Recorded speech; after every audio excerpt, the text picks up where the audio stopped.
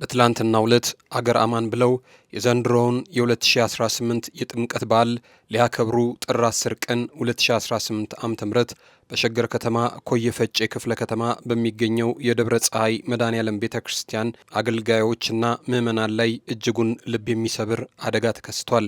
በአደጋውም ቁጥራቸው 4 የሚሆኑ ሰዎች ሕይወታቸውን አጥተዋል።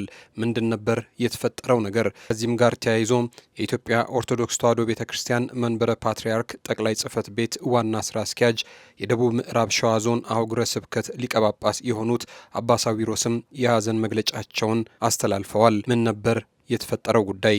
በሌላ በልኩ ከትላንት በስቲያ ለከፍተኛ ሕክምና ከሀገር ወጥቶ ወደ ታይላንድ ያመራው ማስተር አብነት በአሁኑ ሰዓት ከታይላንድ ሀገር ሆኖ ከሕክምናው ጋር ተያይዞ መልእክት አስተላልፏል። በመልእክቱም መላው የኢትዮጵያ ሕዝብ አሁንም በጸሎቱ እንዲያስበው አበክሮ ጠይቋል።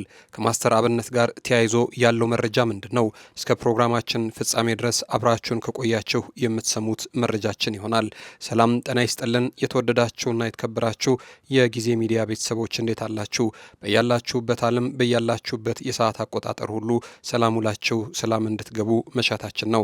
ለመላው የክርስትና እምነት ተከታዮች ደግሞ እንኳን ለብርሃነ ጥምቀቱ በሰላም በጤና በፍቅር አደረሳችሁ ልንል እንወዳለን። እስከ ፕሮግራማችን ፍጻሜ ድረስ አብራችሁን ቆዩና አጫጭር መረጃዎቻችንን አድምጡልን። ጊዜ ሚዲያን ሰብስክራይብ ያላረጋችሁም ሰብስክራይብ በማድረግ ቤተሰብ ታደርጉን ዘንድ በትህትና ጠየቅን። ክበሩልን።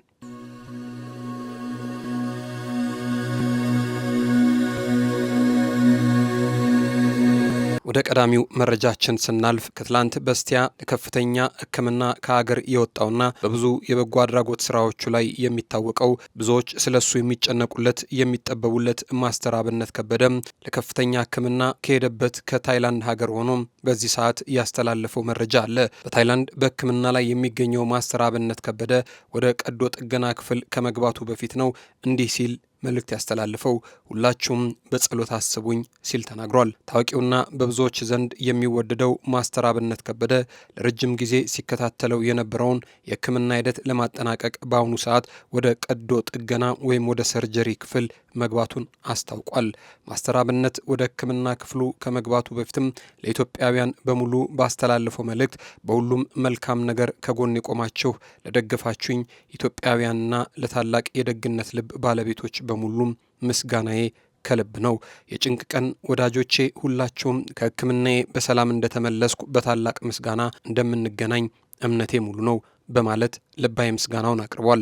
ማስተር አብነት አሁንም ጸሎታችን እንዳይለየው በትህትና ጠይቋል። ይህ የደግነትና የጥንካሬ ተምሳሌት የሆነ ወንድም የጀመረው የሕክምና ጉዞ በስኬት ተጠናቆ በጤና ተመልሶ እንድናየው የሁላችንም ፍላጎት ነው። ሁሉ ሰው በያለበት በጸሎት እንዲያስበውም ጥሪውን አስተላልፏል። ማስተር አብነት በሰላም በጤናው እንዲመለስ ብርታቱና ሙሉ ጤንነቱ ተሰጥቶት ደግሞ በቅርቡ ወደ ቀደመ የመልካም ፈቃድ አገልግሎቶቹ እንዲመለስ ምኞታችን ነው። የማስተር አብነት ከበደን ሙሉ መልእክት አድምጡት። አሁን ወደ ሳርጀሪ ክፍል ሊገባ ነው። በሁሉ መልካም ነገር ከጎኔ የቆማችሁ ኢትዮጵያውያንና ታላቅ የደግነት ልብ ባለቤቶች ሁሉ ምስጋናዬ ከልብ ነው። በተለይም በክብርት ካንቲባ ወይዘሮ አዳነች አቤቤ አስተባባሪነት ኤምኤንአርሲ ሮው ማቴሪያል ኤክስፖርት ኤንድ ኢምፖርት ፒኤልሲ ላደረጉልን ከፍተኛ ድጋፍ በእጅጉን እናመሰግናለን። ሁላችሁም ክብርት ካንቲባ ወይዘሮ አዳነች አቤቤን እንድታመሰግኑልኝ ይጠይቃለሁ። ስማችሁ እዚህ ያልተጠቀሰ የጭንቅ ቀን ወዳጆቼ ሕክምናዬን እንደጨረስኩ በታላቅ ምስጋና ፕሮግራም እንደምንገናኝ እምነቴ ሙሉ ነው። ደጉ የአገሬ ሕዝብ አሁንም በጸሎታችሁ አትርሱኝ። አመሰግናለሁ።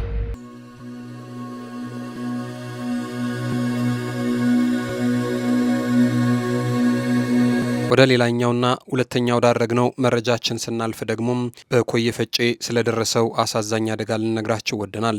ትላንት ጥር 10 ቀን 2018 ዓ.ም በሸገር ከተማ ኮየ ፈጬ ክፍለ ከተማ በሚገኘው የደብረ ፀሐይ መድኃኔዓለም ቤተ ክርስቲያን ምዕመናን ላይ ልብ የሚሰብር አደጋ ነበር የተከሰተው።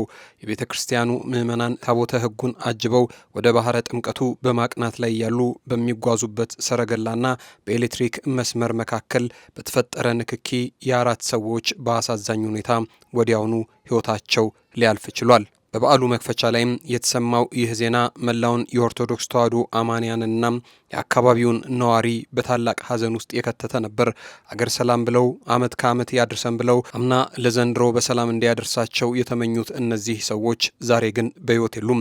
በሌሎች አካባቢዎች የምትገኙ የደብር አስተዳዳሪዎችና የወጣት ማህበራትን መሰል የሰረገላ ጉዞዎች በሚኖሩበት ወቅት የኤሌክትሪክ መስመሮችና የመንገድ ደህንነቶችን አስቀድሞ መፈተሽ አስፈላጊውን ጥንቃቄ እንድታደርጉ በአጽንኦት እናሳስባለን ሲሉ ከዚህ የተማሩ ግለሰቦች ሀሳባቸውን እየሰነዘሩ ይገኛሉ።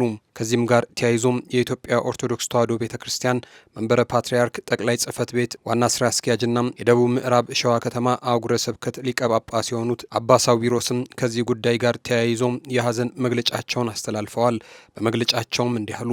በሸገር ሀገረ ስብከት በኤሌክትሪክ አደጋ ምክንያት ወጣት ልጆቻችን ሕይወታቸውን እንዳጡ ለሐዋርያዊ አገልግሎት ጎንደር ሀገረ ስብከት ሆነን ስንሰማ ታላቅ ሐዘን ተሰምቶናል። በኮየ ፍጬ ክፍለ ከተማም በፋንታ መድኃኔዓለም ደብር አገልጋይ የሆኑት 4 ወጣቶች በኤሌክትሪክ አደጋ ምክንያት ሕይወታቸው በማለፉ የተሰማንን ጥልቅ ሐዘን እንገልጻለን። ልዑል እግዚአብሔር ለወዳጅ ዘመዶቻቸው መጽናናትን እንዲሰጥልን ነፍሳቸውንም ከአብርሃም ከይስሐቅና ከያዕቆብ ጎን እንዲያኖርልን የዘወትር ጸሎታችን መሆኑን እንገልጻለን። አባ ሳዊሮስ የኢትዮጵያ ኦርቶዶክስ ተዋሕዶ ቤተ ክርስቲያን መንበረ ፓትርያርክ ጠቅላይ ጽሕፈት ቤት ዋና ስራ አስኪያጅ የደቡብ ምዕራብ ሸዋ ከተማ አህጉረ ስብከት ሊቀ ጳጳስ ጥር 10 ቀን 2018 ዓ.ም ሲሉ መልእክታቸውን አስተላልፈዋል። እኚህ ወጣቶች እጅጉን በሚያሳዝን መልኩ ታቦተ ሕጉን ከመንበሩ አንስተው ወደ ጥምቀተ ባህሩ በመሸኘት ላይ ሳሉም ጎንበስ ቀና እያሉ ምንጣፉንም እየጠቀለሉ አዋራውም ፀሐዩም ሳይበግራቸው እያገለገሉ ሳለ ነበር እንደው ድንገት እንዲህ ያለ ነገር የገጠማቸው። ይህ ለቤተሰብም ለመላው የክርስትና እምነት ተከታይም መሪር ሐዘን የተወ ጉዳይ ሆኗል። ደግሞ እንዲህ ያለው ጉዳይ ሲከሰት በተለይ ደግሞ ለቤተሰብ እንዲህ ያለው ሐዘን ዓመት ጥምቀት በመጣ ቁጥር የልጆቻቸውን ሐዘን ባልተገባ መልኩ የሚያስታውስ በመሆኑም ሐዘኑን መሪር ያደርገዋል። ለወዳጆቻቸው፣ ለቤተሰቦቻቸው፣ ለዘመድ አዝማዶቻቸውና ለመላው የክርስትና እምነት ተከታዮች በሙሉም መጽናናትን እንመኛለን። ወጣቶችንም ፈጣሪ ነፍሳቸውን በቀኝ ያኖር ዘንድ ምኞታችን ነው።